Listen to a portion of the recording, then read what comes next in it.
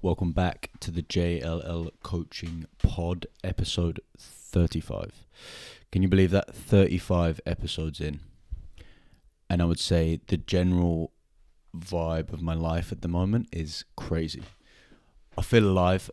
I feel fucking alive, but there is a lot of work to do. Ticking a lot of boxes. Got my list every day, and I'm just bosh, ticking things off. It feels good. It feels super good. Obviously, I would say I'm stressed. I've quit Third Space. Gonna try and develop my own brand. Focus on that. Build that out. Pursue world dominance. That's kind of the crack. And to do that, apparently, I have to wake up at 4 a.m. every day to go and sit on my laptop. Not on purpose. Just my mind won't stop. So that's fun. That's where we're currently at. But enjoying it. It's so interesting. Last 5 weeks, I've been a goddamn dog in the gym. I have been grafting my nipples off. I've been doing so well, super proud of myself. And then the last 10 days-ish, I have been so fatigued. The training has taken the biggest goddamn hit in a minute. And I went to Albania last week, which I will talk about as well. Before Albania, I could just feel niggles, why does this joint feel like that? Oh, why does this joint feel like that? Why do I feel so goddamn tired? And obviously I was pushing hard. So many PBs. It's ridiculous, the number of PBs. But that comes at a cost, particularly not taking any performance-enhancing drugs apart from caffeine. This coffee is elite. But yeah, I did like hefty squats a couple of days before we went to Albania, Tirana, and I was so fatigued. It was insane. We went on a hike, day 2. By the way, Tirana is not my favourite place. I wouldn't recommend Tirana. Nature around the cities, I should say, in Albania is fucking very good. But I wouldn't recommend the city. It's not super vibey, if you know what I mean. More shisha lounge kind of place, as opposed to, I don't know, cool coffee shops and fun restaurants, which I like, and it doesn't have those, so I didn't like it. But anyway, we left the city, couple days of good weather, went on a hike. I couldn't finish the hike. My legs hurt too much. I had to ask Eleanor to carry my backpack, our backpack, with our things in it. She said no, because she hates me. But that was like the most emasculating moment of my life. Not being able to finish a hike. Yeah, my legs hurt a lot and I felt soft as hell. And training this week has been questionable. Again, just a bunch of fails. But we're on the up. We're just going to adjust. I think training has to kind of take a back step. We're pushing for these ultras now for the rest of the year, for the next few months. We've got 50k next week? 50 kilometers a week today. That's going to be fun, isn't it? That's going to be really fun. Looking forward to that. I will die, but we'll push. We've got to push. Hopefully it doesn't rain. If it rains, I'll be dead for sure. Anyway, today we are talking about core principles for guiding coaching and training. Now, this question came from a mate of mine. He was like, bro, what are your core principles for guiding coaching and training? And I was like, what a great question. Let me do a podcast. And this is probably one of my hardest questions to answer. And I'll be honest, I'm always trying to figure out what my foundational principles are for my model, for my decision-making process with clients, with myself, with my own training, how to drive these good outcomes and how to make it in a fun, learnable way. And these kinds of things are always changing. Like, for example, Bill Hartman is the GOAT with regards to information on improving performance. And I've looked at his principles and they are just years beyond where I'm at. So I look to people like Bill Hartman, Pat Davidson, Even Mike Israetel has had some good principles, good influence on my principles in the past. Mladen Jovokovic or something, the agile periodization guy. All of these people who've done a lot more work than me and are a lot further on than me, I look to them for my principles. And I don't want to copy them, so I just try and take what they've got and reword it and try and make it my own, because the principles are super important, but what's more important is the story you tell around them so you can understand them, and so they have more application for you and your clients. So for example, I've got Bill Hartman's principles written out here, and there's about, I think, 18 that I've got written down. I'm not going to go over all of them, but just to give you a little taste, one of them is hydrostatics and hydrodynamics in movement. Movement follows principles of fluid dynamics. I'm not a physicist. That sounds complicated. I'm not there yet.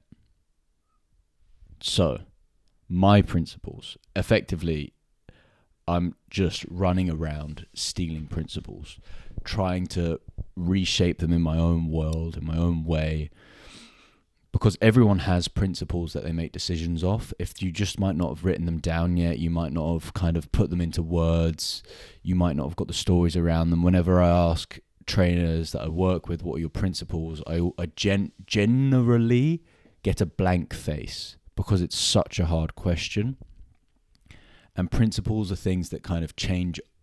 They shouldn't change over time. If it's a true principle, it should be, that's a foundational truth. That should be it. It shouldn't change over time, because it's a foundational principle. It's true across the world. That's what a principle is. A foundational principle is something that is true across all places. Like if you look at my last Instagram post with regards to being scared and challenge and change and everything there, that is universally true. The gym is just a lens to look at it through. Again, go check out the Instagram if you want to dive into that more. So principles need to be true across the world. The way I like to describe principles, because nothing is completely true, I like to describe principles as it's more likely more true than not true. Because honestly, I still think we know nothing. So that's the way I like to describe a principle. And that's what our systems and models will be developed from. So my training model principles.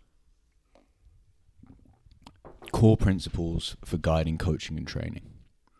Number 1, numero uno, cause no harm. Now, when you've got someone in front of you and they are relying on you to improve their health and performance, improve their quality of life, you should never have the malintent to try and cause harm. That sounds so obvious. That is so obvious. But I think you got to take that further, and you need to take full responsibility for their outcomes, for where they are, particularly in that time that you have with them, but also generally for their quality of life. I think that's the best practice here, to take full responsibility for everything. Dostoevsky wrote, he's like, you're not only responsible for yourself, but everyone around you.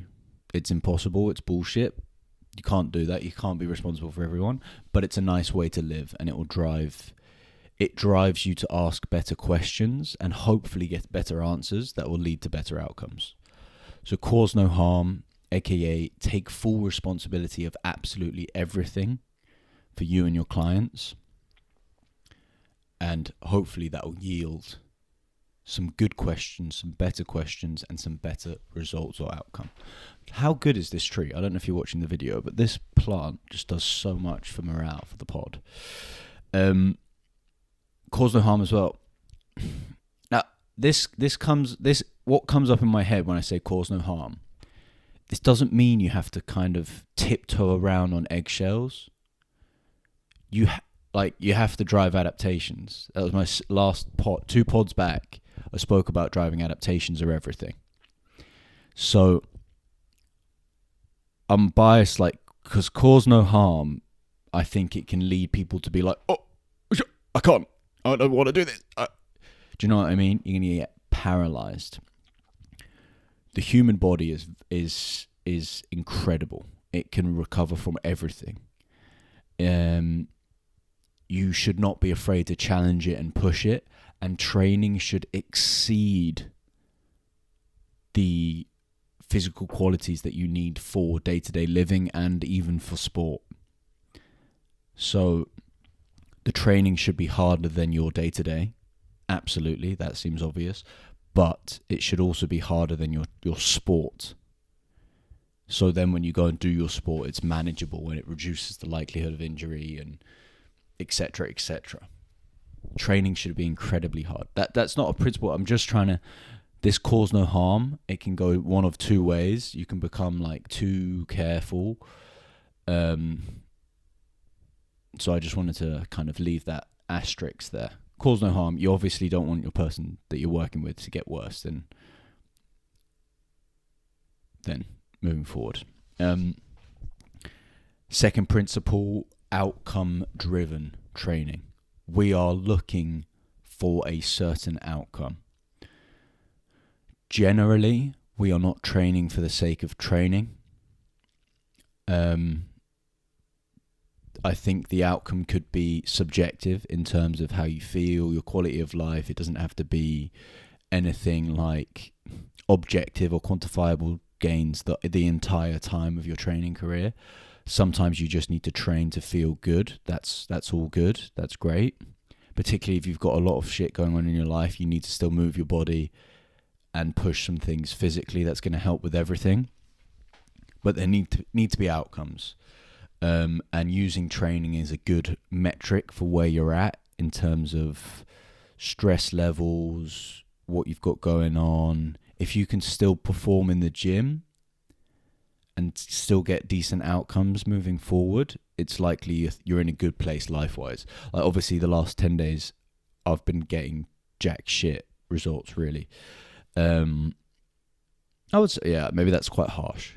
I've still PB'd a few things, but I feel rough. So I'm getting the outcomes, but maybe I'm causing a bit of harm. I don't know. We'll see. So outcome-driven training, that's a huge part of my philosophy at the moment. I think that's one that's kind of open to change over time. But outcome-driven training, I like thinking about that as a principle. What are we doing here? Why are we doing it? Those are the big questions there. What the hell are we doing this for? Just to look cool on Instagram? Fine, whatever. Basically, providing a purpose to your training. Providing a purpose, a reason why. Bit of meaning behind the exercise. Bit of meaning behind the execution. Everything you do, you probably want to try and do it well. That might be a good thing. Whatever that means to you. Principle 3. Effectively, this principle is the fact that we know almost nothing, particularly when it comes to complex systems acting together. 1 + 1 does not equal 2 in biology. Complex dynamic systems are mainly unpredictable. We can see the general trend of where we're going to go with certain types of training, but we cannot predict with any sense of accuracy a timeline for certain outcomes, an ability to recover as a person. We cannot predict how quickly you will get fitter, how fit you will be precisely. All of these things are as complex as predicting the stock market, if not more complex. If you can figure these things out, you can be paid a lot of money. If you can figure out how to predict complex dynamic systems, you have solved hundreds of problems. And generally, if you've solved that problem, the systems will probably adapt and change and adjust and you'll have to do it again. Things are unpredictable in our world. That's why if anyone's running around and being super confident, back squats are the best exercise for quad and butt development. Are they? Why? Is that the mechanism, the back squat, that's driving those adaptations? How many systems are involved? So, for example, a question that people will get often: what's my limiting factor with my bench pressing? Why is this person over here better than me at bench pressing?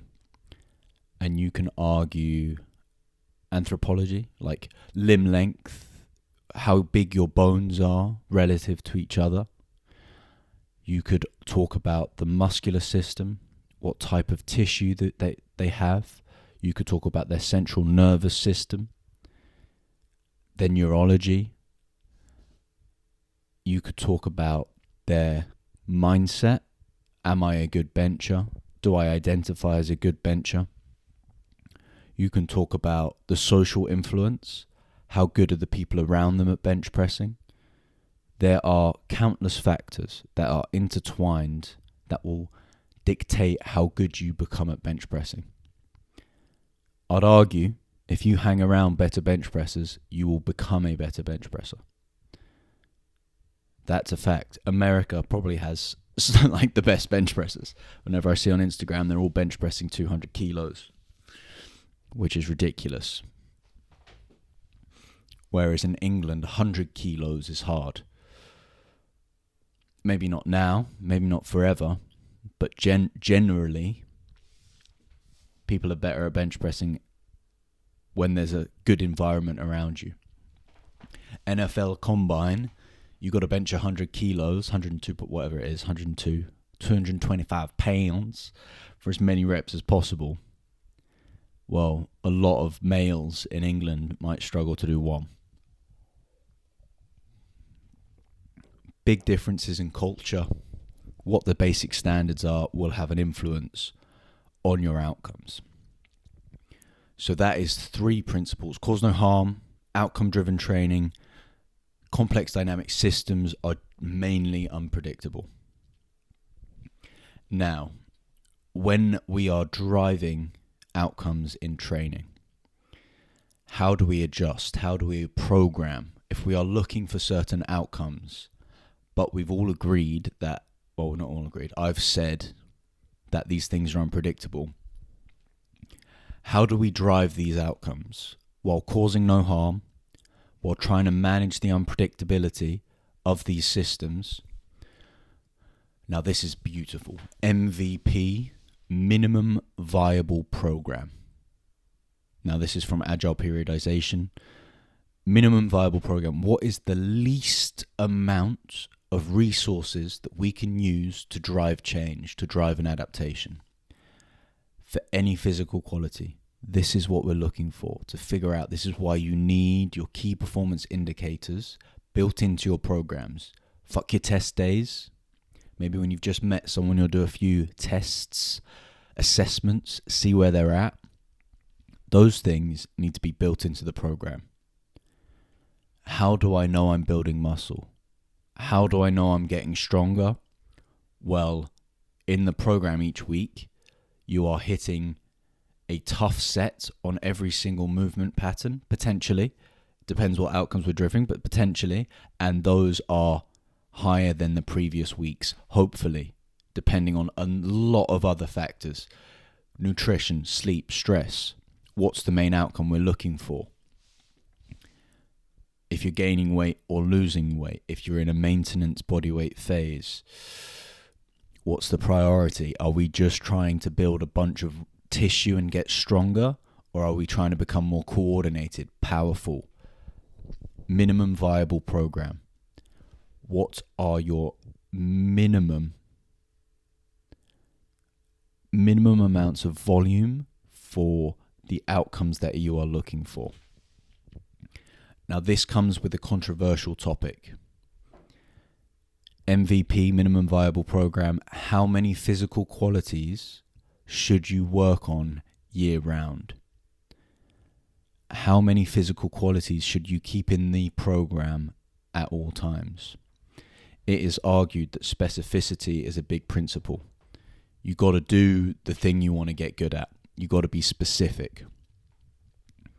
This relies on predictability. This relies on us knowing that moving a barbell at a certain velocity will get us better at moving at a certain velocity. I think the reality is a little bit more complex. So doing hard sets of 8 reps at a slightly higher velocity generally for those reps will have a positive influence on your 1 rep max. For example, why? Multitude of factors. Probably the main one being how much muscle tissue you have there, the cross-sectional area of those tissues involved in that exercise. Does moving things at exceptionally high velocities and very low loads improve your top-end strength outcomes? You could theorize, no, I would disagree. Biology isn't predictable. Tick these boxes just in case. The cost is low, the benefit is high. Minimum viable program. Generally, it's probably argued that you should keep some strength training, some power training, some speed work, some endurance work in the program at all times. I'm missing things there, but you get the idea. Keep everything in the program all times of the year. Why? It reduces the risk of missing something. Cause no harm. Keep physical qualities in the program. Doesn't have to be a lot of volume. It can be 1 set of each movement pattern across the body for maintaining strength qualities in the tissue. It could be 1 set of plyometrics. These have to be challenging sets, but it's 1 set of plyometrics. 1 set of upper body power. A couple hours of low intensity aerobic conditioning. Something I'm guilty of missing, a bit of sprinting. All of these things should probably be in your training at all times of the year. Don't care who you are. Again, if you're coming up to events, it's probably going to pull some levers back, keep that minimum viable program, and push other levers up. Bodybuilders probably won't be doing that many plyometrics. And you could argue they don't need to. Absolutely, you could argue that. For bodybuilders, that's very specific. Again, what's the harm? Controversial. We'll see. I would love to have a conversation with that. Like, a big part of this podcast now is going to try and get guests on to speak to. That's 4 principles. Principle 5. Everything lives on a continuum. Sensory to motor competency. Sensing, feeling to motor output, force production, speed, aerobic endurance. Everything is on a continuum or a gradient. Your 1 rep max is on a gradient. It's on a continuum. Depending on the day, you'll be able to hit a huge variance, a huge variability of numbers for a specific task. Everything lives on a continuum. Again, that can be applied to everything. There are no solutions, there are only trade-offs, because everything lives on a continuum. Everything is interacting, everything is involved. And then constraints-based approach, you've got to look at the individual that is in front of you, that you're working with, their constraints, their physical structure, their central nervous system's ability, you've got to look at the individual, their experiences, their identity, their point of view.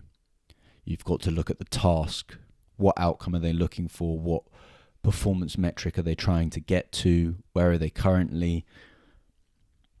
And environment. The environment, which is pretty much everything else. What tools do they have available to them? How are they constrained with time? All of these kinds of things.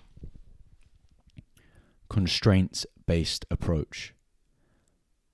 Now, those are just 6 principles for my training model that I base a lot of decisions off.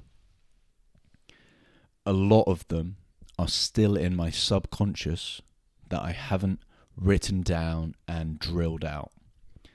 For example, there's some that I love from other coaches like David Gray. Don't fight tension with tension.